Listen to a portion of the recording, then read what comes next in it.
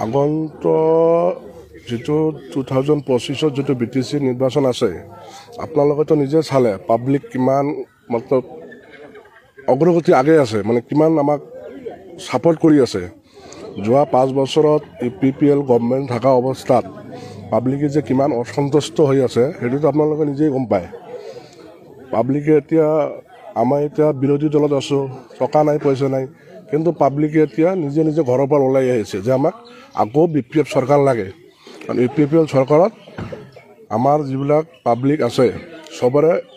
নাচুল অবস্থা হৈ আছে আগন্তুক নিৰ্বাচনত আপোনালোকে কিমানখন আসন পাব বুলি আশা কৰে আমি 40 খনত মোটামুটি ধৰক 38 খন পাই যাম আমি 36 খন 38 খন পাই যাম আমি সরকারে আমি টেকনিকত তিহতে কিনা বেচা কৰিহে কৰিলে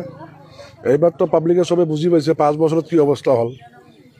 আমি যেনেকৈ হোক 36 খন 38 খন অহাত কোনো একদম নিশ্চিন্ত পাই যাম আমি আৰু অহা বছৰ আমি সৰকাৰ কৰিমই BPF